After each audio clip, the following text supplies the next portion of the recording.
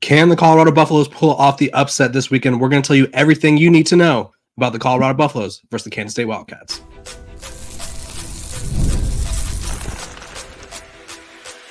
You are Locked On Buffs, your daily podcast on the Colorado Buffaloes, part of the Locked On Podcast Network, your team every day. Welcome to Locked On Buffs. I am your host, Kevin Borba. Today's episode is brought to you by FanDuel. Place your first $5 bet, and you'll get started with $200 in bonus bets guaranteed. Visit FanDuel.com to get started. We are also brought to you by the Locked On Podcast Network. It's your team every day for free and available wherever you get your podcast. Joining me today is Dereck Young of K-State Online of On3. Dereck, I appreciate you for joining us.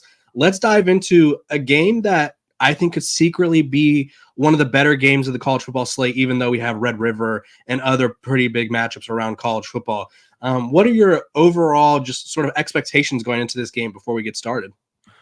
Yeah, it's about maybe like questions that need answered.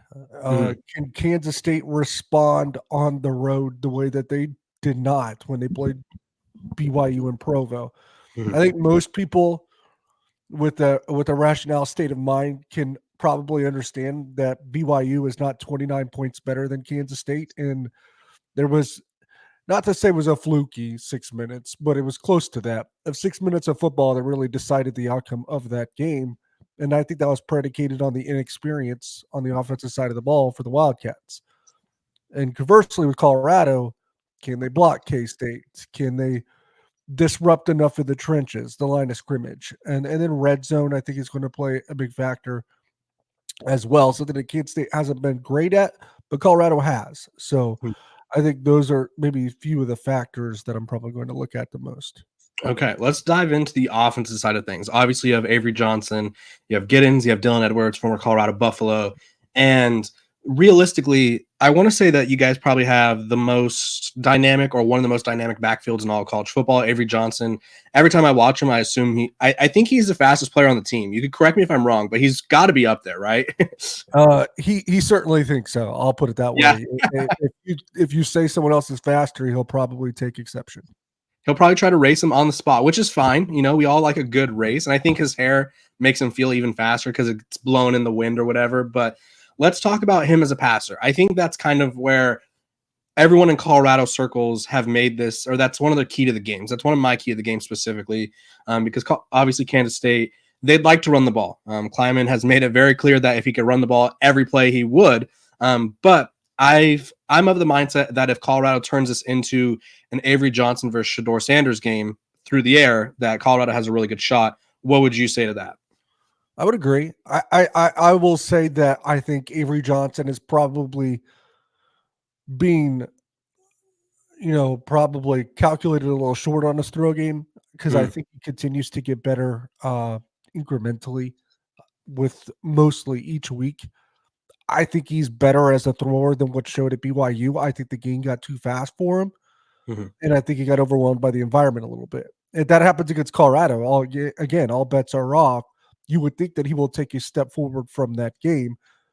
And though it was at home in a controlled environment, he had his best game as a passer against Oklahoma State 2 weeks ago when Kansas State last played. He threw for 259 yards and 3 touchdowns, I believe. So I think their passing game is improving. Now, if they have to rely on it 100%, yeah, they're probably not going to win. But you could probably say that for just about every Big 12 team not named Colorado. They're probably one of the 2 or 3 teams that can rely almost solely on a passing game and win. So, yeah, of course, that's Colorado's formula to win this year. They want to get into a throw versus throw game, and they'll win that game almost every time. I'm just trying to think off the top of my head teams that really just want to throw and throw only and make it a throw versus throw game. Arizona comes to mind. TCU comes to mind. And I think that's about it. So, yes, that's Colorado's formula against K-State, but that's going to be Colorado's formula every week. Yeah, I think that's kind of a little bit of irony, right? Because the Big 12 used to only be passing, where it was like, okay, everyone's just going to air it out for 500 yards a game. And now it's like, okay, there's 3 teams who are going to live and die by the pass. So it's kind of funny to see how the conference has changed. Let's talk about that 2-week swing from BYU to Oklahoma State. Obviously, one of the main differences was it was on the road. The BYU game was in Provo, which I've heard is one of the most rowdy and polite environments. The Oklahoma State game was at home, so obviously they got a little home cooking. Coming into the bye week, because actually we're going to go back to the Tulane game as well. I think Kansas State right now, if I had to make a general assumption, there's something about going away from the Little Apple. Would you agree to like this away field or away game struggle, or is it just like a 2-game anomaly, right, where Tulane's a lot better than people realize, and then BYU ended up being a lot better than people realize as well? I think a little bit of both. I think you got two teams that are probably better than people realize, and you had to play them on the road. And I'll say this about BYU: I've been in games at Ohio State, I've been in games at Michigan, I've been in games at Iowa, Texas, Oklahoma. I'm trying to think that the environment, that night game environment that I was at in Provo. What was it, 3 weeks ago? That was the best environment I've ever been to a game at before, and it might not be close. It was that loud, and that rowdy. So think about all the newness that Kansas State has an offense. Dylan Edwards is new to the Kansas State offense. Avery Johnson's a first-year starter. I think they have 3 or 4 first-year starters on the offensive line. Although they have played before, they're new. They have a new starting tight ends. I think they have a new one or two new starting wide receivers. They have a new offensive play caller, and that was the first time they get thrown into that environment together. So I think that needs to be considered. So I think that is definitely part of it. You're playing in that environment. Now, another part of it is that just going to happen in every road game? Is that just going to be what they are? Yeah. I think you have to take, I always say this, even in pros, the ones that become ultimately champions, you have to take your lumps before you end up being pronounced as winners. And really, that can be said for both of these teams, but usually it's a lot tougher on the road. Yeah, I think they've both experienced some road issues. Colorado's lone loss in the year was a road trip to Nebraska, where I think 10 minutes into the game, it was like clearly out of hand, right? Shador Sanders throws a pick 6, and the offense just sunk. And so Colorado gets another chance to go to UCF. And I think realistically, had our Preston Hodge not picked off KJ Jefferson on UCF's first possession, I honestly thought things were about to get ugly because Shador Sanders throws a cross-body interception on their first drive. And so road games can be tricky, especially in the Big 12. I think, and you could agree to this, road games in the Big 12 are some of the toughest environments in college football. Not every stadium holds 100,000 people. That doesn't mean it's not a rowdy environment. Yeah, absolutely. And you laid it out perfectly. Like Colorado basically got the doors blown off of them by Nebraska, even though that second half just was a malaise and nobody really scored. Nebraska won that game, but is Nebraska 20 to 25 points better than Colorado? Probably not, especially the way that you see Nebraska play since that game and the way that Colorado has played that game.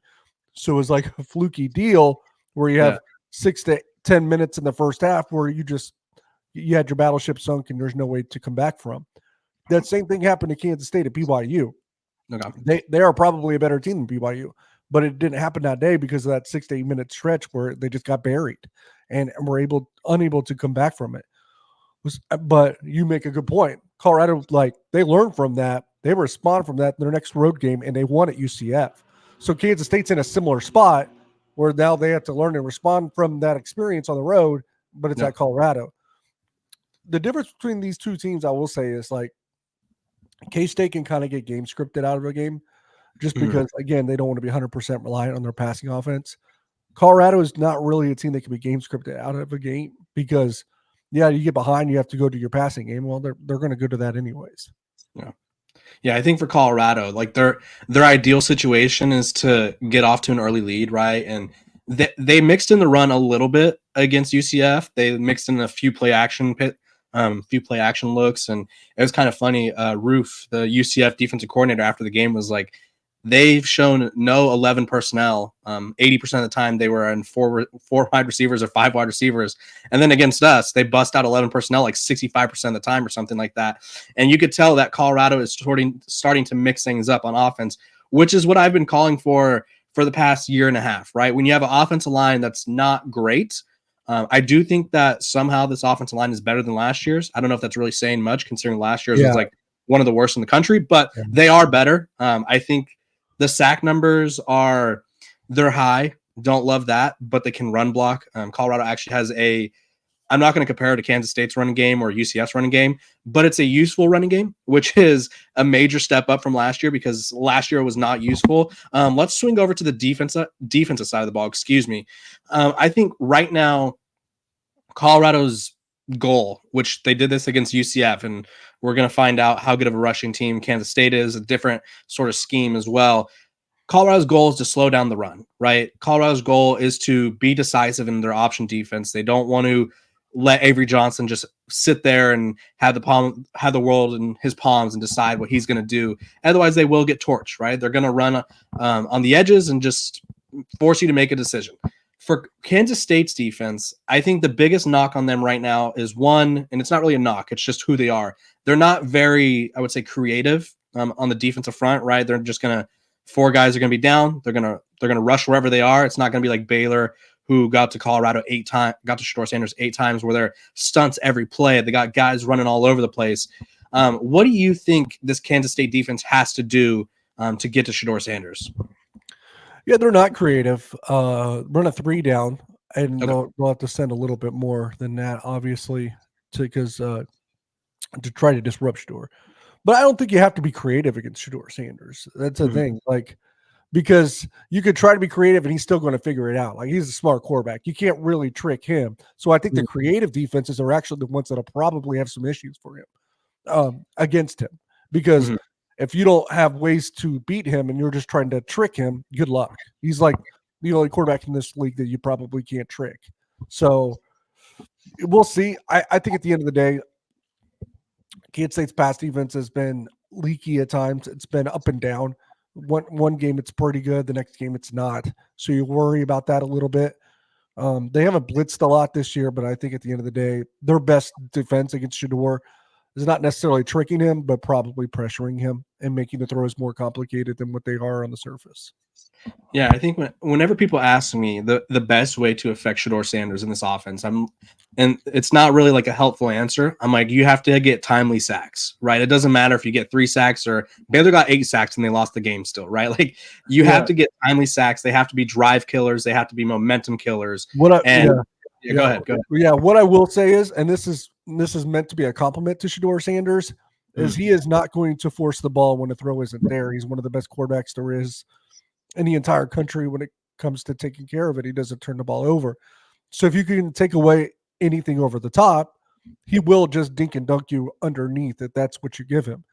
And that might be what you decide to do, because then you can just maybe clamp down in the red zone, where obviously in the red zone, Colorado's offense not as good in the red zone because it's tougher to throw in the red zone, right? The field gets truncated short. Your windows just aren't there. It's tougher to throw in the red zone. So if you make Shador dink and dunk down the field, and he will, you get it in the red zone, you have to run the ball typically to be able to score in the red zone. Colorado's not terrible running this year as opposed to last year, but it's obviously something that they're still not comfortable doing. Yeah, it's something they still got to work on. It's something they're still working in. I think realistically they learned probably, I would say 2 games ago, where it's like, oh, wow, a run game will help us, right? Where it's like, yeah, that's all we've been saying. I've said this since last year. Even when the run game last year was obviously not going to be useful, you just had to show a threat that you were going to run the ball, because defenses were like, okay, we're going to drop 8. You're not going to run the ball. Okay, we're going to drop set. Like, we're not going to like load the box for a team that's not going to run the ball. So I think Colorado kind of learned that the hard way, and they got some good running backs who I'm very confident in can make somewhat of an impact. When we come back, we're going to be talking about our biggest concerns for each team heading into this matchup. This episode of Locked On Buffs is brought to you by Gametime. Gametime has a new feature called Gametime Picks that makes getting tickets for your favorite live event even easier. Gametime Picks filters out all the fluff to show you only incredible deals on great seats, so you don't have to waste your time searching through thousands of tickets. My favorite feature on Gametime is the seat view section, where you can literally get a panoramic view from your seat in the app before you buy. There should be no random pull. There should be no weird curve in the stadium that you aren't ready for, because you will be able to see what you are going to be seeing from that seat on your phone. It's amazing. They also have the lowest price guarantee, or Gametime will credit you 110% of the difference. So take the guesswork out of buying tickets with Gametime. Download the Gametime app, create an account, and use code LOCKEDONCollege for $20 off your first purchase. Terms apply. Again, create an account and redeem code LOCKEDONCollege. That's LOCKEDONCOLLEGE for $20 off. Download Gametime today. What time is it? It is game time. Welcome back to Locked On Buffs. We're free and available wherever you get your podcasts. Thank you guys for making me your first listen of the day. Joining me is Dereck Young of On3 K-State O-Line. Dereck, let's get negative. Okay, not really. Let's talk about what our concerns are. I could start off right away. For Colorado, it's the run game. Obviously, they've been much improved against the run. PFF has them graded as one of their best run-stopping teams. But they haven't faced a team with a quarterback who's as athletic and dynamic as Avery Johnson. KJ Jefferson I actually picked UCF to beat Colorado. So egg on my face there because Colorado obviously beat them by 27 points or whatever it was. I thought UCF would make it more of a point to run with KJ Jefferson. The few times they did, they found success, but they were never like, hey, KJ, we want you to take over this game with your legs. I feel like Kansas State would do that if they felt or if they saw sort of an avenue to do that. Would you agree with that sort of claim or that theory/query? Yeah. I mean, Avery's taken off when they haven't run a lot of design stuff for him this year. Interestingly enough, a lot of his stuff has been on scrambles and stuff like that. So Colorado does like to go man coverage a lot. You know that. Yep. What I will say is, like, you go man coverage, you have your back to the quarterback a lot. And this is a quarterback that can run a lot. So that's where I think where Avery Johnson's legs can be the most impactful. Is Colorado, they don't run a lot of zone defense, mainly because they don't have to. They have Travis Hunter. They have guys that can really be sticky in coverage, and they don't have to worry about that, which that's an advantage in the pass game when you're defending those receivers, when you got guys that can attach to a wideout like that. But you also don't know where the quarterback is you have your back to the play a lot. So you got to watch for that. That's where I think where that could come in. A negative for, and obviously you talk about the running game in general. Kansas State's like on the verge of breaking the school record for yards per carry, and it's not even close. I think their school record for yards per carry, which is a pretty substantial number, is 5.8 yards per carry on the season. That's a big number. Yeah. They're almost running for 7 yards a carry right now as a team. It's even bigger number. Yeah, that's an even bigger number. They're hitting some historical highs there. For Kansas State offensively, it would be just I would say the crowd factor, to be quite honest, because this is still a team that's fairly inexperienced. Now they have 5 games under their belt as a 4-1 team, but when the crowd was a factor, they kind of fell apart at BYU, whether it be pre-snap penalties on the offensive line. I think they had 3 touchdowns. It's interesting. We know everyone's like, they looked at score 38-9. They know about the bad 6 minutes. You really dig into that game. Kids, they had 3 touchdowns called back for penalties too. So just crazy because they had 9 points, right? So you had to do a little math there. 21 plus 9, that's 30. I think they ended up with field goals on some of those drives. Right, So I would say that's where I go. Crowd factor, and if you have to settle for field goals instead of touchdowns, that's why I think red zone's a big thing. Look, Colorado's defense gets the credit for this, and I'm not trying to take too much away from them because it is a skill. But UCF had, I believe, 7 drives go into Colorado territory that did not result in any points. Yeah. So is that more Colorado? Is that more UCF? A little bit of both, maybe both. I would say I would throw the alarm sirens up right now on UCF. Who is this team? Because yes, they got blown out by Colorado in an impressive performance by the Buffaloes, but then they also looked lifeless the following week against a pretty pedestrian Florida team. And even before Colorado, they were down by 3 touchdowns to TCU. Yeah, they came back, but they were still down by 3 touchdowns to TCU, who looks absolutely horrible right now. Not what we thought they'd be 2 years after a title run, right? Or 2 years after a title appearance. I totally understand the defensive sort of questions. And honestly, for me, when it comes to Colorado's defense, if it's in the second half, I don't know if there's a defense in college football that's playing better than Colorado in the second half. The most points they've allowed all year is 7, so a touchdown. It's happened a couple of times. And Robert Livingston, I talked about it on one of my episodes last week. I think he's got to be at least in contention, assuming that he keeps this pace, which is the defense coordinator, for one of the hires of the year. I'm not going to say outright that he's the best hire in college football, but he's got to be up there for now. From what he's done with his defense. Last year, this defense, which I give credit to Charles Kelly, the former defense coordinator who's now at Auburn, he inherited a group that wasn't talented enough. And it was like guys who was like, this guy went to Florida State, this guy went to Alabama, this guy went to whatever big school, but they hadn't played, right? And so it was like last year's defense did not have the talent that this year's does.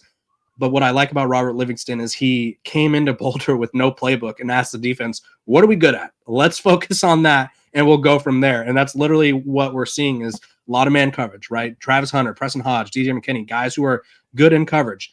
They have linebackers who are two of the best run defending linebackers in college football right now, according to PFF, which is quite ironic because last year and even leading up to the season, I was like, Colorado's linebackers are not going to be good. Like I just wasn't expecting them to sort of take this jump. So Colorado's defense is much improved. A concern of mine as well, to sort of add on to what you said about Avery Johnson's rushing ability, which obviously if it's not designed by the offense organically, it comes from him either looking at his read or reads, depending on the play, right? And being like, you know what, there's nothing here for me. For Colorado, the one thing that I thought they would be a lot better at this year was pass rush. I honestly thought they'd have one of the better pass rushes in the Big 12, right? You go out and get BJ Green, who is an all second team Pac-12 guy, had like 6 sacks last year. You had Deion Hayes from Pitt and Samuel Kunalola from Pitt as well, who they had 5 and 4 sacks. Like I thought Colorado would be getting to the quarterback frequently. And while they're good at run contain, they're not getting to the quarterback. So if you can't get to Avery Johnson, obviously like you've alluded to a few times, you're not going to catch him. You're going to see those blonde locks running away from you, and it's going to be a tough guy to catch up to. Yeah. I mean, that's potential. Kid State's been solid in pass pro this year. Not elite, but it hasn't been a problem by any stretch of the imagination either. So, that seems about right. Avery Johnson, it really only came to rear its head in one game, maybe two, mostly on the road.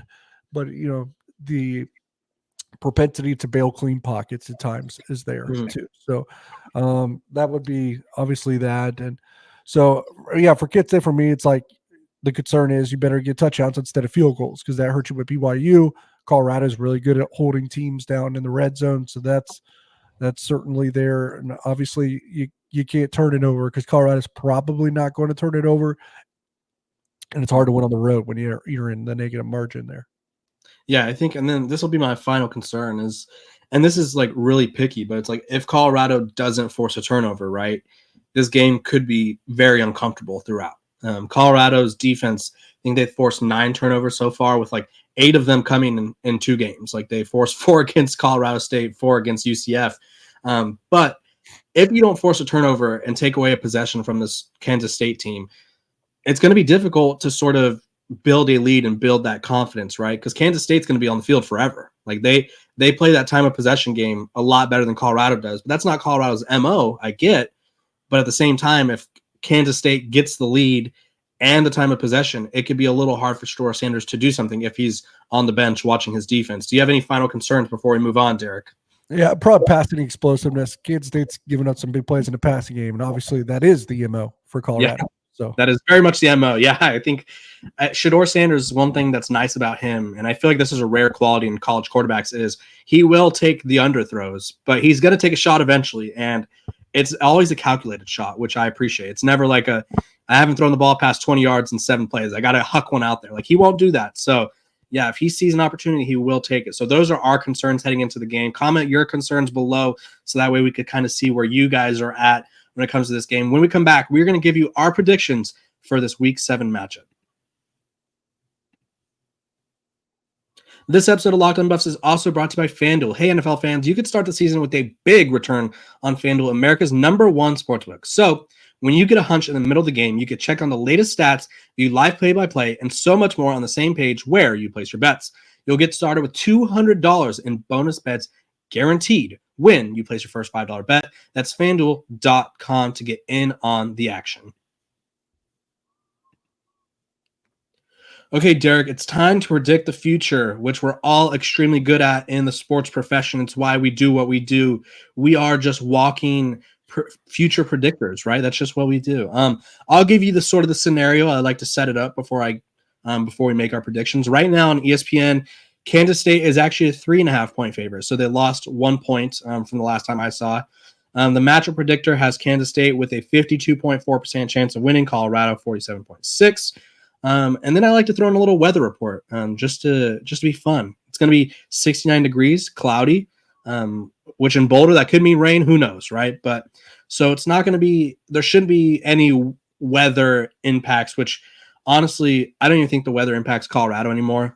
Baylor was pouring, UCF had pouring moments, and they were still airing it out. So I don't think they care about the rain, which I thought would be somewhat of a factor. So I'll give you my prediction first, so that way you kind of know what to expect from my end.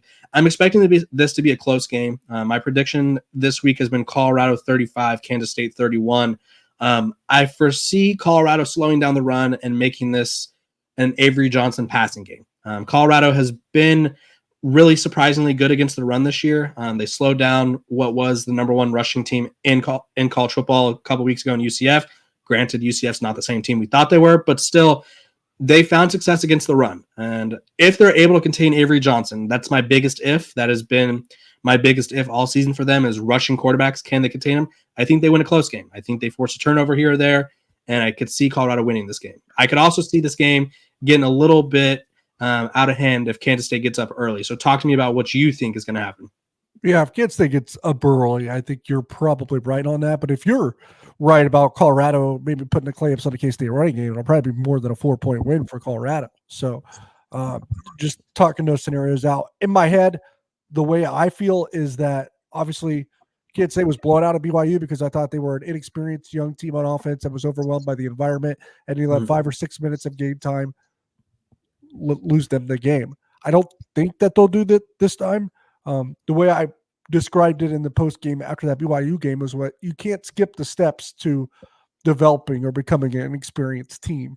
Like, you got to go through those lumps. That was a lump. So now they know what it's like. So now they'll have more competitive fire. They'll stay in the fight. So I think they make this a close game, but it's another one where you don't skip the steps. Now you know what it takes to compete, but do you know what it takes to win? I'm not sure about that yet on the road. So that's why it's in Colorado in a close one as well, more like 33-27. Yeah, and I think the crowd factor too, which we always forget the human element, right? These guys that are playing, outside of a few of them who are older than me because they've been in college for 9 years. These guys are all young dudes. A lot of them haven't played in environments like this. And I'll tell you what, Dereck, if Shador Sanders hits Travis Hunter for anything that's exciting, that crowd will be buzzing and they will not lose that buzz for the rest of the game. And so if Kansas State really does struggle with on the road hostile environments, this would not be the place to sort of try to feel things out and be like, okay, this is the week where we win one on the road because the environment's not going to be good. Like, this is going to be a rowdy crowd. Colorado has a lot to prove. They've been sort of knocking on the door of being ranked for the past couple of weeks. I thought they'd come close after the UCF win, but they got 3 votes. So this is clearly they need to beat someone ranked. I've talked about this throughout the week. This is, at least in my opinion, the biggest game of the Deion Sanders tenure, in the sense of, like, you've shown that you could win, right? They've already shown that they could win this season a little bit. They've shown that they could learn from mistakes, but now they have to show that they could compete with the best teams in the conference. They weren't able to do that last year in the Pac-12, and obviously among quite a few other problems, they collapsed and fell apart.